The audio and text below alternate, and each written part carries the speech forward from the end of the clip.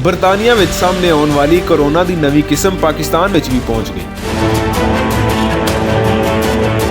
ਪਿਛਲੇ ਦਿਨਾਂ ਵਿੱਚ ਕੋਰੋਨਾ ਵਬਾ ਦੀ ਇੱਕ ਨਵੀਂ ਕਿਸਮ ਜਿਹੜੀ ਬਰਤਾਨੀਆ ਵਿੱਚ ਦਰਿਆਫਤ ਹੋਈ ਸੀ, ਉਹਦਾ ਫੈਲਾਅ ਤਵੱਕੋ ਤੋਂ ਜ਼ਿਆਦਾ ਤੇਜ਼ੀ ਨਾਲ ਸਾਹਮਣੇ ਆ ਰਿਹਾ ਹੈ ਤੇ ਹੁਣ ਇਹ ਨਵੀਂ ਕਿਸਮ ਦਾ ਕੋਰੋਨਾ ਪਾਕਿਸਤਾਨ ਤੇ ਇੰਡੀਆ ਵਿੱਚ ਵੀ ਅਪੜ ਗਿਆ। ਬਰਤਾਨੀਆ ਤੋਂ ਪਾਕਿਸਤਾਨ ਆਉਣ ਵਾਲੇ 6 ਮੁਸਾਫਰਾਂ ਦੇ ਟੈਸਟ ਕਰਨ ਤੋਂ ਬਾਅਦ 3 ਮੁਸਾਫਰਾਂ ਵਿੱਚ ਵਾਇਰਸ ਦੀ ਇਹ ਨਵੀਂ ਕਿਸਮ ਮੌਜੂਦ ਪਾਈ ਗਈ, ਜਿਹੜੇ ਇਸ ਵੇਲੇ ਕਰਾਚੀ ਦੇ ਇੱਕ ਨਿੱਜੀ ਹਸਪਤਾਲ ਵਿੱਚ ਜ਼ੇਰੇ ਇਲਾਜ ਨੇ।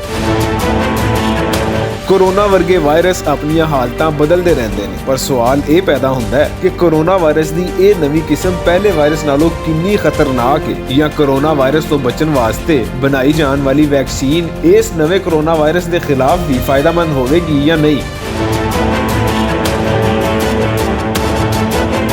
ਬਰਤਾਨੀਆ ਵਿੱਚ ਕੋਰੋਨਾ ਦੀ ਨਵੀਂ ਕਿਸਮ ਦੇ ਫੈਲਾਅ ਨੂੰ ਰੋਕਣ ਵਾਸਤੇ ਦੂਸਰੇ ਦਰਜੇ ਦੀਆਂ ਪਾਬੰਦੀਆਂ ਹਟਾ ਕੇ ਚੌਥੇ ਦਰਜੇ ਦੀਆਂ ਪਾਬੰਦੀਆਂ ਲਾ ਦਿੱਤੀਆਂ ਗਈਆਂ ਨੇ। ਦੁਨੀਆ ਭਰ ਵਿੱਚ ਵਾਇਰਲ ਨਮੂਨਿਆਂ ਦੇ ਜੀਨੀਆਤੀ ਕੋਡ ਦੀ ਨਿਗਰਾਨੀ ਕਰਨ ਵਾਲੇ ਇਦਾਰੇ ਨੈਕਸਟ ਸਟ੍ਰੇਨ ਦੇ ਮੁਤਾਬਿਕ ਬਰਤਾਨੀਆ ਤੋਂ ਇਲਾਵਾ ਡੈਨਮਾਰਕ, ਆਸਟ੍ਰੇਲੀਆ ਤੇ ਨੈਦਰਲੈਂਡਸ ਵਿੱਚ ਵੀ ਵੇਖਿਆ ਗਿਆ ਹੈ।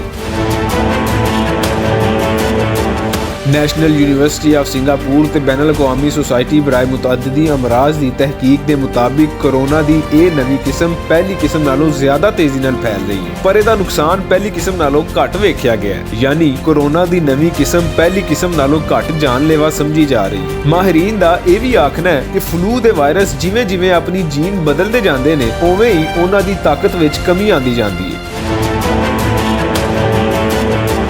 ਮਾਹਿਰੀਨ ਦੇ ਮੁਤਾਬਿਕ ਕੋਰੋਨਾ ਵਾਇਰਸ ਦੀ ਇਹ ਨਵੀਂ ਕਿਸਮ ਭਾਵੇਂ ਘੱਟ ਖਤਰਨਾਕ ਹੈ, ਲੇਕਿਨ ਇਹਦਾ ਫੈਲਾਅ ਬਹੁਤ ਤੇਜ਼ੀ ਨਾਲ ਹੋ ਰਿਹਾ ਹੈ। ਲਿਹਾਜ਼ਾ ਇਹਦੇ ਤੋਂ ਬਚਣ ਵਾਸਤੇ ਇਹਤਿਆਤੀ ਤੇ ਪਰਹੇਜ਼ੀ ਹਕਮਤ ਅਮਲੀ ਨੂੰ ਮਜ਼ੀਦ ਸਖਤ ਕਰਨ ਦੀ ਲੋੜ ਹੈ। ਇਹੀ ਵਜ੍ਹਾ ਹੈ ਕਿ ਯੂਰਪ ਵਿੱਚ ਸਖਤ ਇਕਦਾਮਾਤ ਲੈ ਕੇ ਇਸ ਮੂਜ਼ੀ ਮਰਜ਼ ਤੋਂ ਆਵਾਮ ਨੂੰ ਬਚਾਉਣ ਦੀ ਕੋਸ਼ਿਸ਼ ਕੀਤੀ ਜਾ ਰਹੀ ਹੈ ਤੇ ਸਾਨੂੰ ਵੀ ਚਾਹੀਦਾ ਹੈ ਕਿ ਇਸ ਵਾਇਰਸ ਤੋਂ ਬਚਣ ਵਾਸਤੇ ਉਹ ਸਾਰੀਆਂ ਇਹਤਿਆਤਾਂ ਕਰੀਏ ਜਿਹੜੀਆਂ ਤਿੱਬੀ ਮਾਹਿਰੀਨ ਤੇ ਹਕੂਮਤ ਸਾਨੂੰ ਕਰਨ ਵਾਸਤੇ ਕਹਿ ਰਹੀ ਹੈ।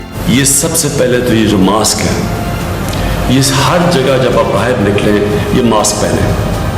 ये आप सबके लिए ज़रूरी इसलिए कि ये अब साबित हो गया दुनिया में कि ये इसका जो फैलाव होता है, जो जितनी तेज़ी से ये फैलती है, ये मास्क की वजह से तकरीबन 50% फ़र्क पड़ता है।